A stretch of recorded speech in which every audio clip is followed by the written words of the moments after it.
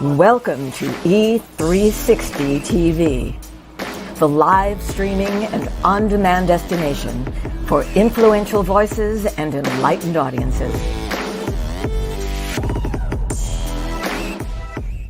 We offer trending, grassroots, and purpose-driven content across a diverse range of interests. E360 TV is more than just watching programs. We offer the ability to interact with live shows connecting audiences to real, authentic influencers and storytellers while streaming to millions of devices.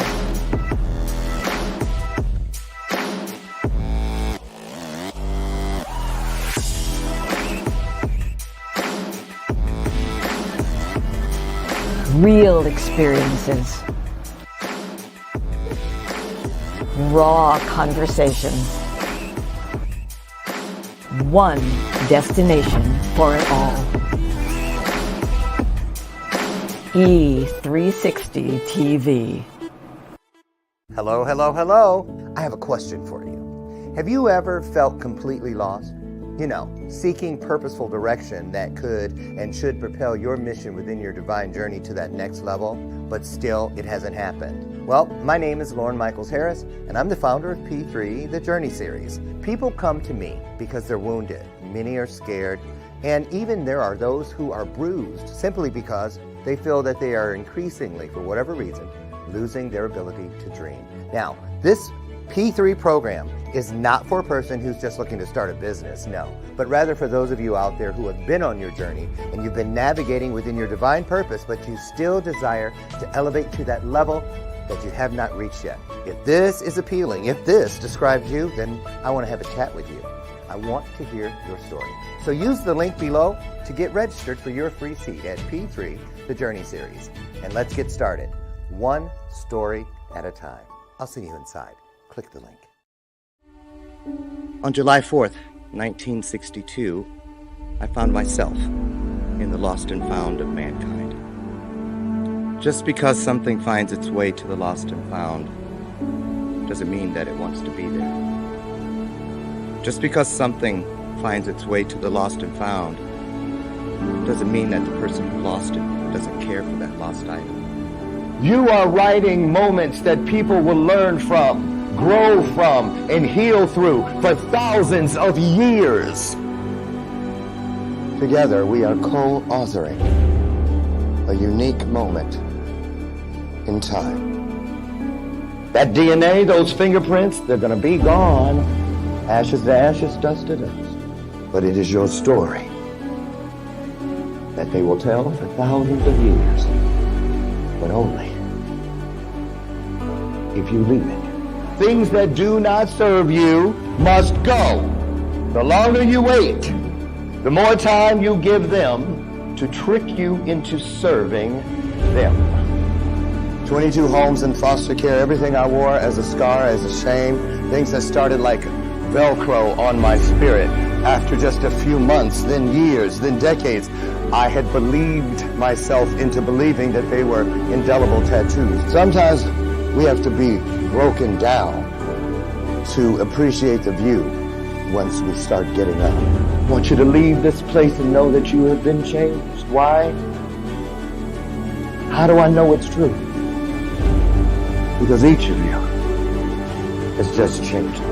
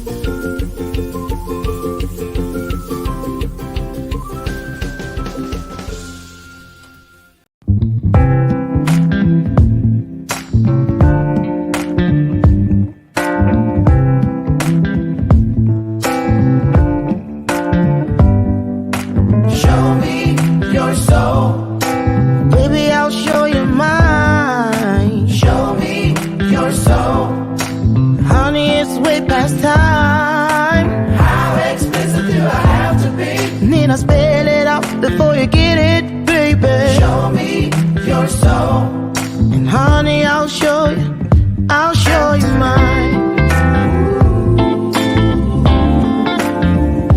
show you mine.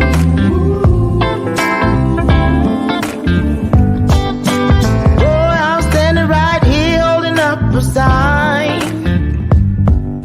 shamelessly displaying my state of mind. But you walk right past me, pretending like you don't see what's yours for the taking tonight. Why am I so fuzzy? Wait a minute. Oh, see, something always tries to get inside of something purposeful and change it. Trick no good. I rebuke you. Hold on. I know what I'm going to do. That didn't work. Maybe, did I smudge my camera? Let me see how I look on the other. Ooh, yeah. Well, there. See? Thank you. Thank you. You see what I'm saying? All you got to do is seek. I looked for a remedy and God sent it. Cleared it up just like that. That's the Bella purpose. And let me tell you what just happened. Y'all think it's just, oh, look, he had a fuzzy screen. No. I attached myself to what was trying to get in the way of a clear experience. All I had to do was know that there was an answer, a solution. I called on it. See, that's the promise that when we seek, we're going to find it. Can I get an amen? Listen, that's the Bella purpose. It's in full effect every day right here. And why? It's not a show gimmick. It's cute, though. Look, ain't it, though? It's not a gimmick. It's not a prop.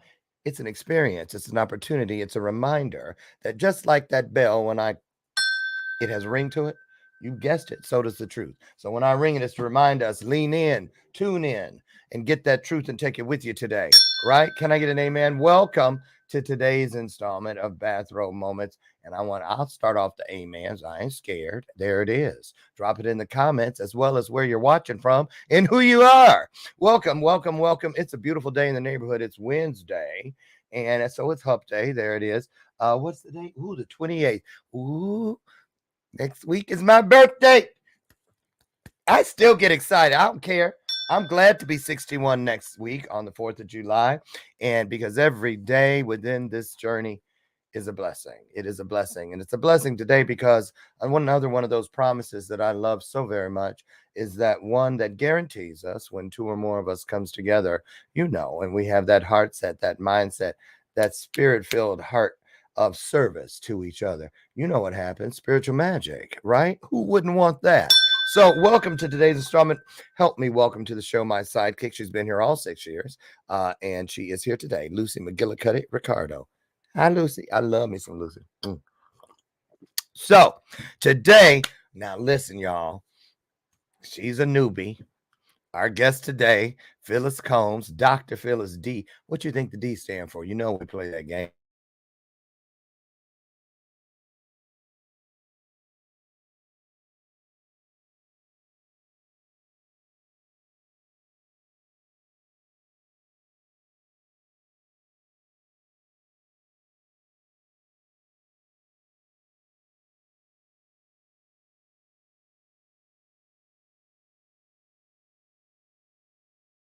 Oh, I was looking at how I froze on the screen, what the face was. The other day I had one that was like,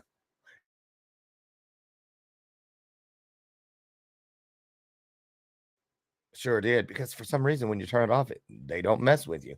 But anyway, we'll see. We'll do our best. So D, what is the D? I'm gonna go first. Phyllis Denise. Ah, I can see her in the green room and she went like this. So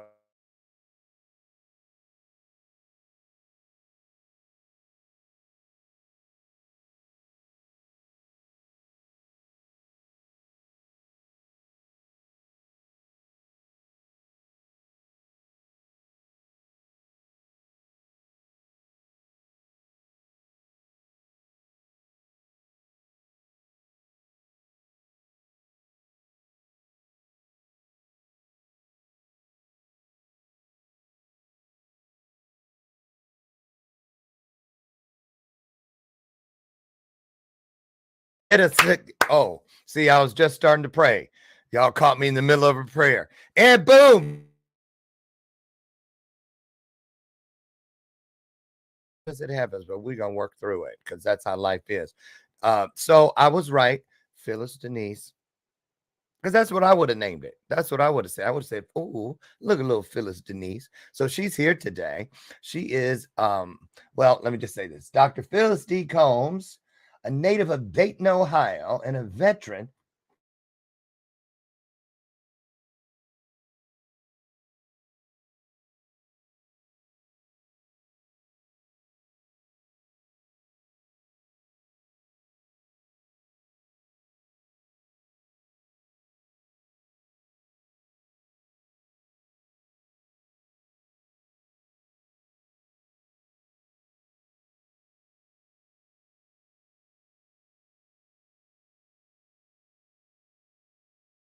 School, going to college, and why am I angry? These are all books. I'm gonna get her in here and then we're gonna get started. I have a little clip I want to show about because look at all these things she's done already, but she ain't sitting down. She's just getting up to step into her next season of being of service to the world. And I think that's a big point. A lot of us, and I'll be 61 next week, and a lot of people, time to sit it down. I'm retired.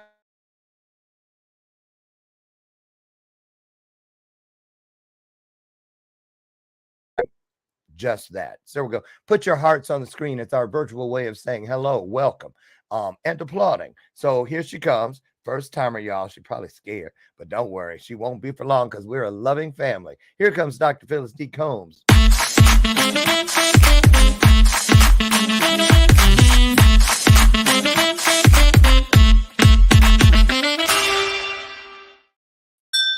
Good morning, everyone. Good morning. Are you nervous? No, not really. Better not be. You won't be for long. Welcome, Dr. Phyllis Denise Combs. Why, thank you, Dr. Were you Eric. shocked I guessed it? Yes, It I was. was a Go little ahead. surprised you guessed it. Yes. Really? It was either, I knew it was either Phyllis or Phyllis. I knew it was either Denise or Diane. Okay. Both of those work. Yeah. So Dr. Combs, where are you at? Are you in Dayton right now? I am in Dayton, Ohio, actually, in the country, in the suburbs. I'm in Waynesville, Ohio. Waynesville. Yes, Good old, ooh. I remember I went to Waynesville back. No, I didn't. I'm just playing.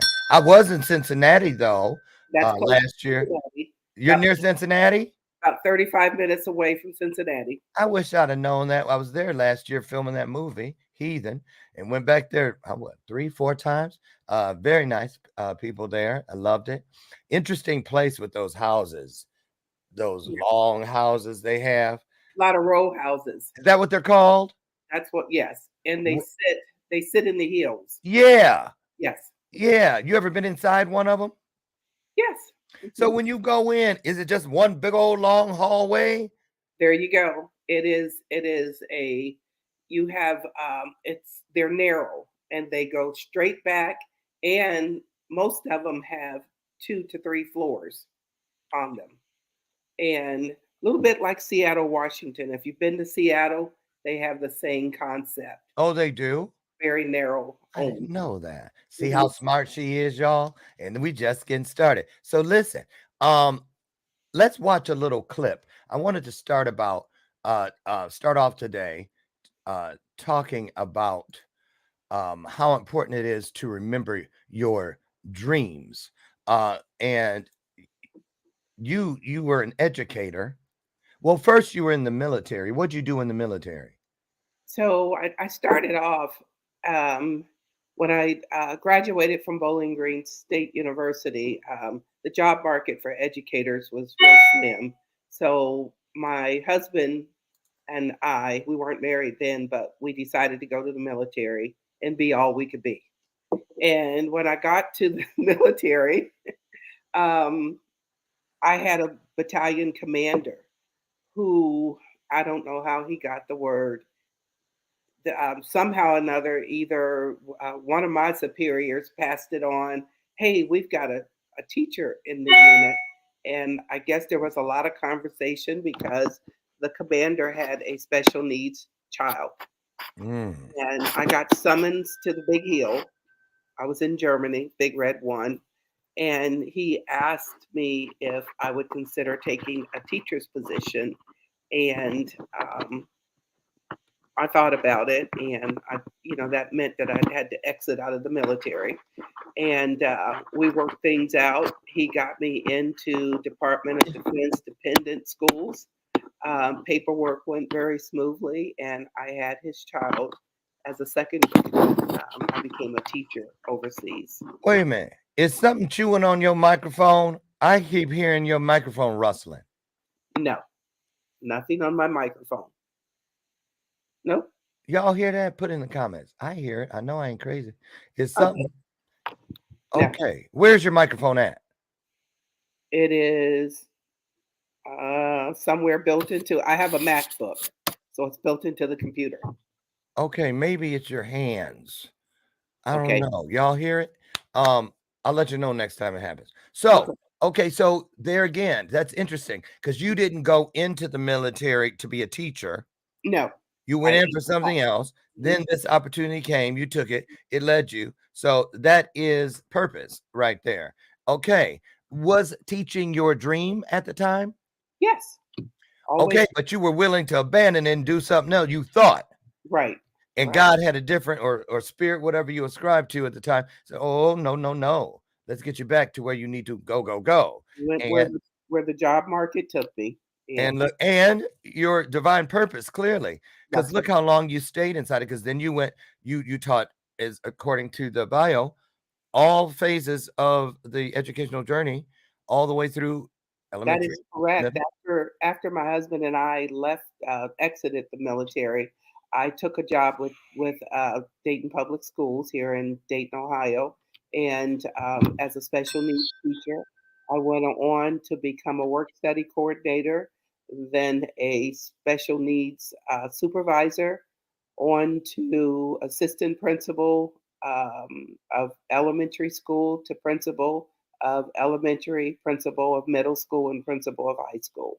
Wow. I ended up as director of state and federal programs, handling all the state and federal dollars. Oh, that's a lot. Yes. So let me ask you, as a principal, nobody wants to get called to the principal's office. Did they still do that back then when you were doing it? Make people come, when you show out, act up, go see the principal? Well, they don't come. You don't. If you wait for them to get to you, you'll never see them. You go get them. So you would actually pull people in? Yes, and walk them down. Okay, there it is. And now, when did you retire from education? In 2019. Okay, so fairly recently, not too long ago. And then when did you decide? I went back to work as an educator. Oh, after you retired? Yes. Are you still doing that? Yes. So okay, my mom did that too. She retired after 32 years and was back to work 3 weeks later. She just couldn't just get up and sit around. She said she just couldn't do it. So I get it. Listen, we're going to take a look at this little clip about remembering or remember your dreams. It's just a little motivation. We're not going to watch the whole thing, but I wanted to listen to a little bit of this as we get into this new phase that Dr. Combs is embarking on in her life. We all have things that we're believing for, dreams that we want to accomplish, problems we're hoping will turn around. Maybe it's to see our family restored, to lose some weight, to break an addiction, to start our own business. But sometimes as it goes on, month after month, even year after year, and we don't see anything changing, it's easy to get discouraged and think, it's never going to happen. This is as good as it gets. I'll just learn to live with it. We all go through disappointments, setbacks, loss, Pain is a part of life. It's easy to get discouraged, even bitter. Think, why is this happening to me? Sometimes we look at pieces in our lives that don't make sense. The key is what we do in our times of pain. Pain will change us. Heartache, loss, disappointments, they don't leave us the same. Every painful time, even though you don't like it, it's developing something in you that can only be developed in the tough times. Eventually, that will pass. You'll get through it, but you will be different. In those tough times, when you're uncomfortable, going through a loss, dealing with an illness, you could easily let it overwhelm you. Now, how the pain changes you is up to you. You can come out bitter, or you can come out better. You can come out defeated, giving up on your dreams, or you can come out with a new passion, a new fire, excited about the new opportunities in front of you. So there we go. New opportunities in front of you. And I played that because I can imagine that all those years as an educator, and you see all this potential, crossing through your front yard, the work you did. And sometimes you had to be that person to encourage a lot of the time, I would imagine. So the reason I thought that would be important today is because you are now authoring books, and they're for children. And it's about education and about the things that try to trip them up, get them to abandon, the possibilities before they're even possible. So start off, tell us, what was the inspiration for picking up the pen for that very first word and that very first line in that very first book? So, a little story. I'll make it short. Take Um, your time. I grew up in a family of seven, um, a single mother. I'm the youngest, and only three of us graduated from high school at that time. And I was on a mission because everything I asked a question about, I just couldn't get the answers. My mom didn't know things. She never finished high school. Um, she was married twice, and and we lived in the projects. And I always said that I wanted to do better, and that's not where I wanted to end up. So, with that said, when I think back after leaving the military and taking my first real public school, big school district, a job, I thought about the kids that I was looking at the time. And you have stories, everybody has a story. And oh my gosh, if teachers would just listen to the children, they can learn so much. It's not always about what they bring to the table, but a lot of times the kids bring a whole lot to the table, Yes. and they fill that plate, and it do runneth over. And during the time when I came home from the military, um, it was not known to us being overseas about crack. Oh. And getting into a high school and navigating and trying to learn my way, because I was fairly young. And the kids looked at me as, oh, she don't know anything. She's probably, how old are you? That's what I used to get asked. And but I could handle my business now. I Right. was straight out of the military, so Right. there's a lot of Who discipline. you talking to? And Right. so I would hear these stories, and I'd hear kids giving up, and I'd hear them talk about each other, and then the bickering and the fighting, and a lot of times it was about what so and so's mother did in the alley to get her next high. So and so sold it to so and so's mother. And I had to rechannel that whole thought process and the way that it was just consuming the classroom. Everything that happened that night, it would come and it would just consume instructional time.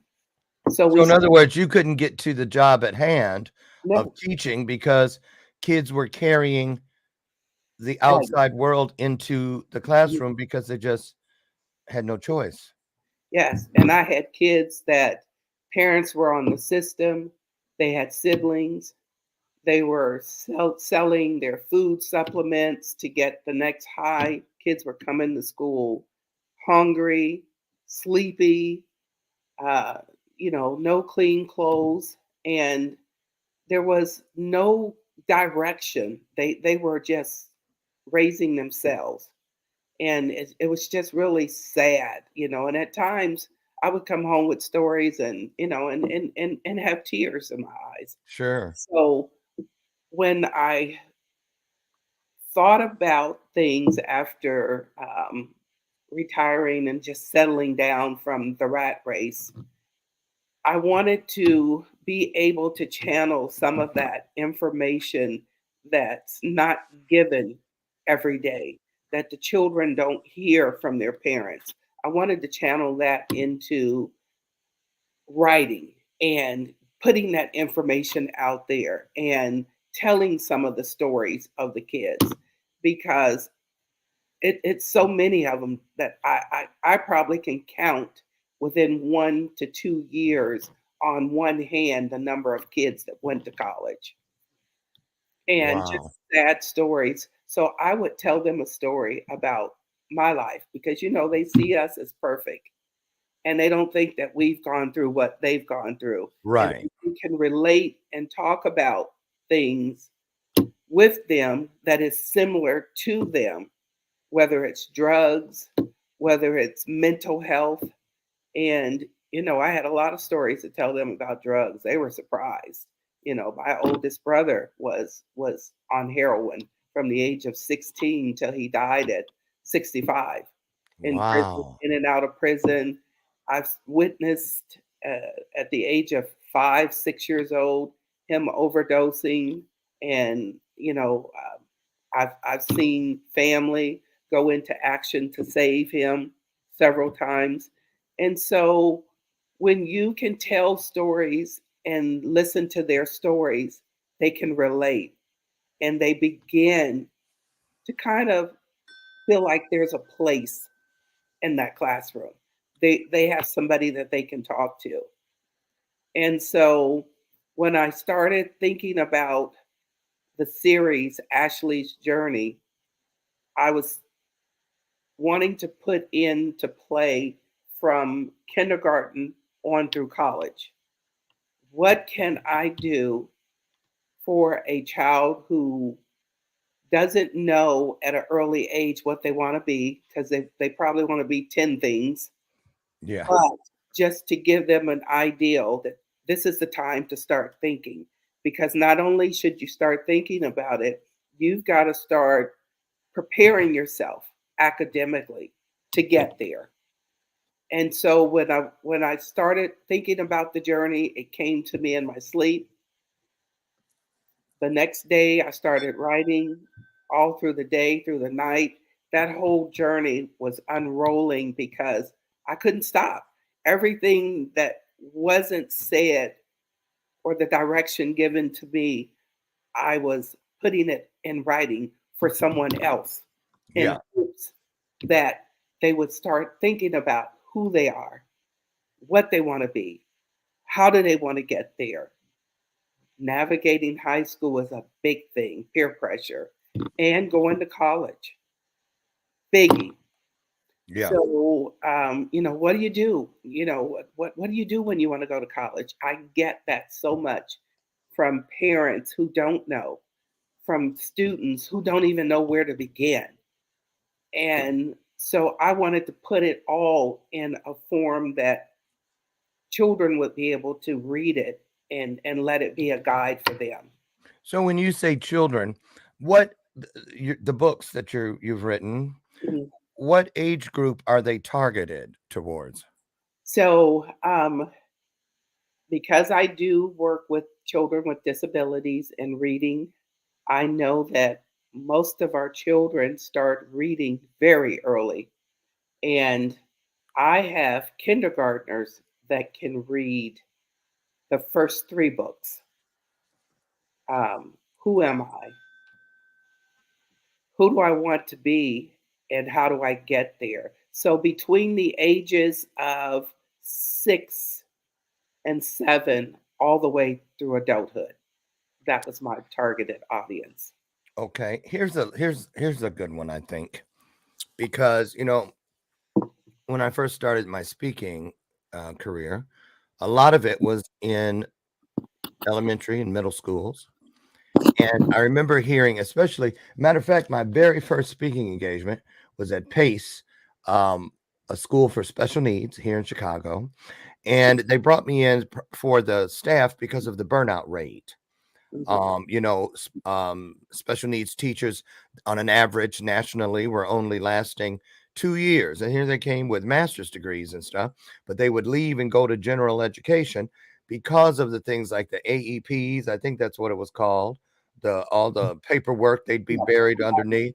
Is it A or I? IEPs. IEP, okay, IEPs, and then also the next challenge that I heard resonating from a lot of the burned out teachers who were threatening to quit or just couldn't handle it anymore was that their hands were tied because parents would not continue the work once the kids got home, or the parents said, well, my child will never be able to. Why are you wasting your time doing this? He or she is not capable of. And they found that very frustrating, that a lot of the parents couldn't see the potential in their own child that these teachers could see. So my question is, you have the books. How have you looked at the challenge of getting the books literally into the hands of the students? Because based on what these teachers had told me back then, that was about 8 years ago, I would think that parents wouldn't even think to pick up the book you have and put it in the hands of their children or read it to their children. So how do you propose to get this content to where it can do some good, i.e., in the hands of the literal children? So I have contacted, and my game plan, and it's been a little slow getting there, but I'm making some treadway. I've contacted superintendents and principals who manage their budgets, and I've let them know that this is out there and this is a great product for their parent organizations. One of the things that I did for the school system was I was also director over um, the state and federal parent groups that were in each school. So we had 26 schools, and Wow. we had 26 representatives from each school that I worked with. We had about 11 Catholic schools that I had to oversee their budget. Um, each one of those Catholic schools had a parent organization. And with that said, starting at the schools and getting these books in the schools and in the hands of parents and students is my focus, because with these parent groups, not only just getting it out there, but I know this audience. I can go and talk with parents and really explain to them how useful the product is and how they can use it to help their child. A lot of times when you just put something out there, it means nothing without, that other piece of support. And since Right. I've had that and I've managed it, I'm offering with what I am trying to get them to buy into is to also, I'll come in, I'll speak to your parent groups. I will speak with that building administrator, with that librarian. I started with the school district that I'm with now, and we have gotten them in the library. They have also done a big, I don't know what acknowledgement of the books in the school with a big display. And Yeah. so now I get kids coming up to me saying, I want to be an author. How do I do this? And those kindergartners and those first graders, they're writing little books. And when I go into their classrooms, the teachers are handing me their little written books. Oh, And what I do is I take them and I put a different face on them and I put a title and their name on it, and I do some laminating and I make it look like a book for them. And I did that for about 3 kids, and I didn't know how that would roll out. Once I presented that product back to that child, it was a kindergartner. He jumped up, fell out in the floor, rolled over, grabbed my leg. He was so happy about this book. right. How everybody in the classroom wanted to be an author.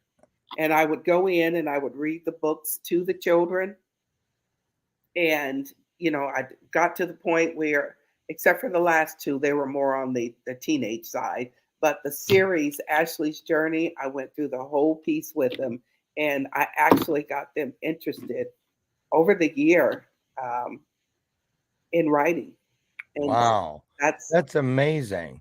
that's Ashley's journey. and we took pictures.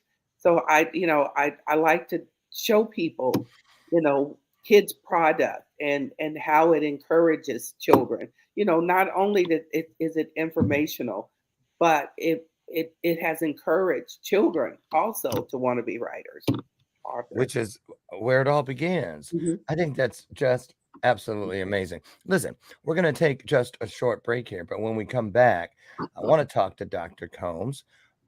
We're going to actually peek inside a couple of the books, answer and address a couple of your questions. I see you out there, and talk about what her dream is, or dreams, plural, with this work and more. So there's a lot more ahead. Don't you dare go away. Great time to share out the broadcast. We'll be right back.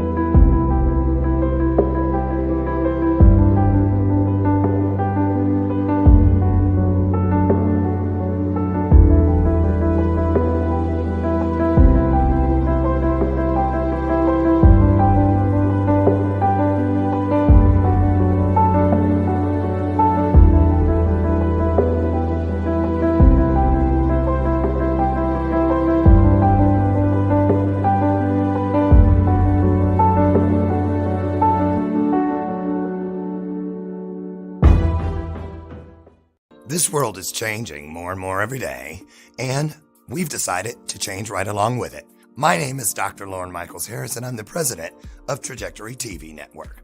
At Trajectory, our vision is to provide a creative platform for top content creators and storytellers from around the globe. We're also dedicated to providing this world with content that is healing, educational, empowering, exciting, and above all else, entertaining and transparent. So right now, I invite all of you who believe yourselves to be global game changers to use the link found here and simply take a chance. Schedule a virtual chat where you'll have the opportunity to share your vision for your very own global television show with me, the network president. So use that link, and together, let's begin changing and healing this world, one story at a time. And remember, whether you have years of experience in front of the camera or zero experience, it doesn't matter. What matters the most is your desire to share great content through television and a willingness to share it with passion and with purpose. You might ask, how do I know if I've fallen in love with my purpose and my purpose has fallen in love with me? It's easy when you've lost your voice because you just can't stop talking about it. I'll see you soon.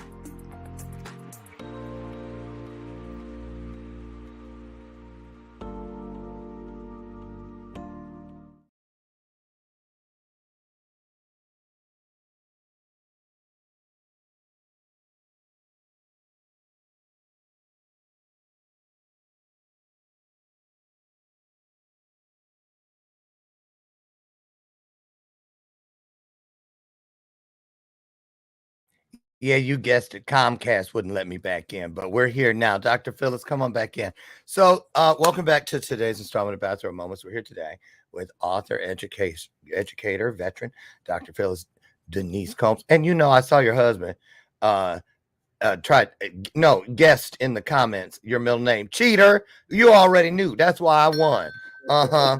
Right. He's talking about Denise. Of course you know. So listen, let's go into the work itself if we could. And pulled up, I think. I want to show people. Hold on. Let me see here. Yeah, here we go. Here we go. If the internet works with me. Is this it? Let me see. Yeah, let's take a look. So on the screen, we see Ashley's journey. How will I get there? Tell us, who is Ashley? Did you just make that name? Just pull a name out of a hat? No, Ashley is actually my daughter. Oh, okay. Your Um, daughter. So yes. is you just use the name, or is this really, are there more connectors to your daughter than just the name? Some of the well, it's some things that in here that kind of mirror her, but mostly in children in general. Okay. And Okay. so this is this one of the books that you're talking about? Kindergartners, first graders, second graders? Yes. Hmm. Okay. So you start with who am I? She says, I am the girl that goes to school every day. That's So the I have a feeling, even though these are short, yes. concise, and clear, there's a background message. Like, I guess I don't guess, this one is about showing up no matter what, right? Right. Right. Why did you start right there? You know, attendance, behavior, baggage, a lot of things kinds of impact a child's motivation. Yeah. And sometimes they just need that push to say, hey, it may not be going well here, but if you come to school, you'll get something.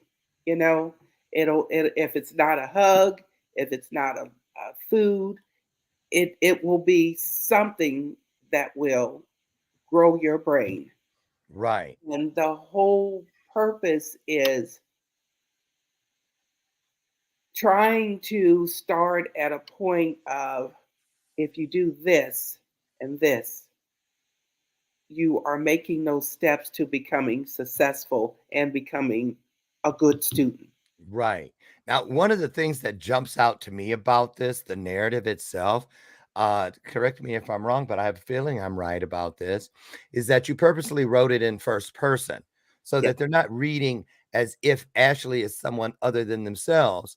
They are affirming with the I yes, that I am the girl that pays attention to my teacher every day. Not Ashley is a girl, right. someone outside. Talk about that. This Why you thought that was so important? Because I get it. it's just like you said. It's that affirmation. You know, a lot of kids, and I've heard them say it. You know, my mom told me to be good today, but are you going to be good because your mom told you, or because you know that's what you should do? And so that affirmation of this is what I need to do is very important because then I know that you know it and you feel it and you know that's what you should be doing instead of this is what Ashley should be doing. And Right. this is what Ashley should be thinking about being. No, I can be this person. I can be a dancer, I can be a musician, I can be a policeman. It is what and that's why I wrote it in that first person. It makes perfect sense. Mhm. Now, also, I'm looking at the illustrations and they are speaking between the lines, in my opinion, because I will pay attention every day. And when you pay attention, you can participate. Right. if you're distracted, you may know the answer, because that used to happen to me with my ADHD. I'd be distracted looking out the window or scribbling on a piece of paper, and the teacher would notice and would call on me. And it wasn't that I didn't know the answer, it was that I didn't hear the question. Right. And so it made me feel like I was kind of dumb, at the time, but I wasn't. You weren't. You just was not focused. I wasn't focused. That's right. So And right. and So- and so that big piece daily, when I walk into those classrooms to support the teachers, I'm saying to the children, when I see them off task, piddling under the desk, doing whatever, are you growing your brain, or are you letting it go to sleep? Great question. Great Mhm. question. And so it does, see, because now she's participating, which leads to good grades, which leads to studying. Mhm. So I love that the picture is the message in the photo and the illustrations are completely different than the narrated words on the page. Mhm. Okay. I am the girl who does all her work and more. Talk about that, about not just settling for the minimum, the bare minimum, You going know, above and beyond. now that's where it doesn't mirror my kids. I have two grown adults. I couldn't get them to reach for the star for nothing in the world. It was like, oh, this is easy. Oh, they just did the bare minimum and got the bare minimum grades. Nothing was exciting to them until they hit their junior, senior year. And I couldn't tell them enough, Dad, myself, if you don't raise that GPA, you're going to have to work harder to get into college in your senior year. And so, sometimes seeing is better than listening. And they had to get tutoring, they had to get those scores up. So settling for less, it's not going to be what your potential is. You have got to push the limits in order to meet that goal. What do you want Yes. to be? You said you wanted to be this. Did you research it? Did you go online? Did you Google it? Did you talk to somebody that's doing that? How did they get there? They didn't get there by just doing mediocre work. You have to be better and Yeah. do better. You have to do your best. You have to do your That's best. what I'm Absolutely. saying. Yes. So this particular piece right here, this is huge. Because a lot of kids, I know when I think back to way back in the little house on the prairie days when I was a kid, there were days I wanted to give up. But you say here, I'm the girl who will get up every day and never give up, no matter what. Let's talk about how important it is to instill in these kids that they have a choice. A lot of kids, do you feel that they know enough about the things we get to choose and the things we don't get to choose where we live? In most cases, we don't get to choose what's on the table to eat, what, who our parents are, what neighborhood we live in, but we do have choice. And I think that's what this begins to speak to. Talk about that if you could. So, growing up myself, and I can speak to that personally, I didn't have a choice. I had to get up and go. I my mom didn't raise me. My grandmother and cousin did. And the little time that I spent with my mom, I knew that everybody was going to work. And first thing in the morning, everybody left out the house at the same time. And I'm not speaking of my mom, but my grandmother and my cousin and her husband who raised me, we all left out at the same time. I was going to school. I didn't have a choice to be sick. I didn't have a choice to not do something. So getting up and going to school regardless of, I wasn't at home, I wasn't with my other siblings. I was this one particular child that was raised by other family members because of extenuating circumstances. And I knew that I had a job to do. And my job was to get up, go to school, and do the best that I could do. My grandmother expected that. My cousin expected that. And that's what I did. Mm-hmm. Mm-hmm. And nowadays, I think there isn't enough conversation. There isn't enough, uh, what do I want to say? They're not getting that encouragement like they should. School is Yeah. a choice. Sure. You Yeah. you will get up and go, and you will behave, and you will learn something. And expectations on that report card when it comes to me is that it better be a decent report card. I'm not saying it has to be all A's, Right. but D's and F's are not acceptable. Not acceptable. And Now, go ahead. you know how you see here, I am the girl who was told I would be someone, but it won't be easy. I think this is really critical. No one ever told me about or showed me or discussed even with me about those challenges that were outside of my control. Listen, just because something doesn't feel you're gonna have to deal with things that you can't change, but you can still be changed through it. I don't think that gets addressed at all. And we take on as children things that we blame ourselves for things that aren't our fault. You know, you know, It's Dr. Harris. It wasn't easy, and it's not easy for a lot of children that, especially in public schools. And I say that because that's where poverty hits the most with yeah, our families. And when you look at what a lot of them have to go through, and I myself can speak for that, you know, clothes didn't get washed until 3, 4 weeks later. There was no wash machine. Um, when I look at a mother who had mental illnesses, I didn't know mm, that. I didn't even know what that was. I didn't even know why I was everywhere except for with her, you know?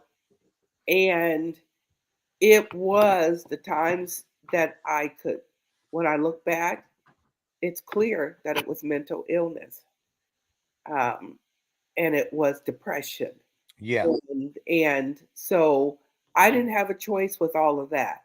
But what I could do is I could move forward because I was well grounded in the church and just believing in God and believing that whatever you're going through, you'll get through it. you'll get through it. And I learned that early on, sitting there with my grandmother at church, sitting there with my cousin at church, that, hey, you can do this and it's not going to be easy. Right. And I did. I wasn't expected to graduate. They probably thought I would be another product of everything else in the family. And not the less, talk about going to college Right. and now having a PhD. You can do these things if you don't get consumed with all of the baggage. The Somehow or other you circumstances. have to part ways with it. Yeah. And Yeah. that's an individual thing. That's something that children, and it's a hard that's a hard path to walk down.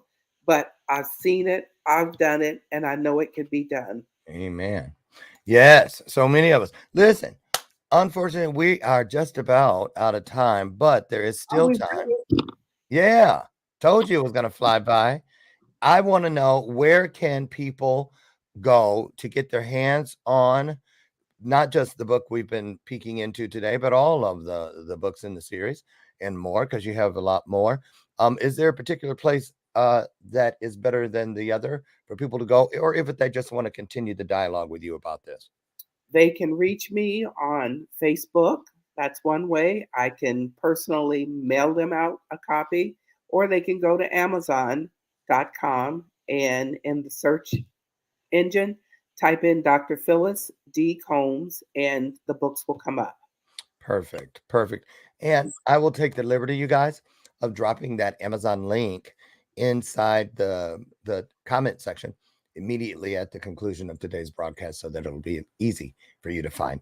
So, well, Dr. Phyllis, thank you so very much for all of the decades that you have invested in helping children become great adults and helping adults to become even greater adults, and for being here and pouring into us today. We look forward to all that is yet to come as you keep pouring into the world through your writing. So thank you so very much. Thank you, Mr. Harris. Of course, been an honor, a real honor. And I mean that for you too out there. It's an honor to come together every day. So thank you. I want to invite you to join us tomorrow, where Dr. Phyllis's husband is in the house. Dr. James Combs will be here. But this time we're going to, let me tell you, eat breakfast. Make sure you have something to eat before you get here, because he has a cookbook, and I'm going to show you in the pictures alone. You're going to be wanting breakfast. You're going to want lunch and dinner right after the show or during the show if you haven't eaten. So eat. That's how good this cookbook is. So he'll be here tomorrow to share his writing and cooking and all of that great recipes ahead. And listen, as I say every day to you, get out there and be the very best version of yourself. Live life to the fullest, right? Get up and take great to greater, bright to brighter, and strong to stronger. I'm Dr. Lauren Michaels Harris, and I'll meet you on the front porch tomorrow morning at 8 a.m., God willing. We're together. We'll create yet another unique moment in time. Get out of here. And as always, I'll tell you again, I love you. There ain't a damn thing you can do about it. I'll see you tomorrow. Have a great day. Great job, Dr. Phyllis. Great job. Thank you so much. Bye, everybody.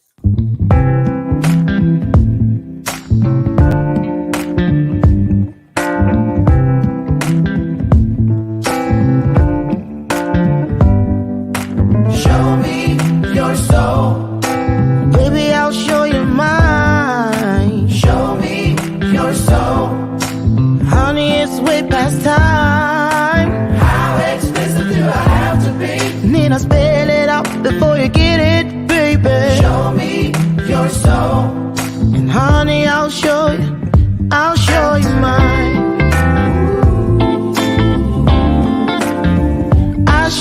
mine.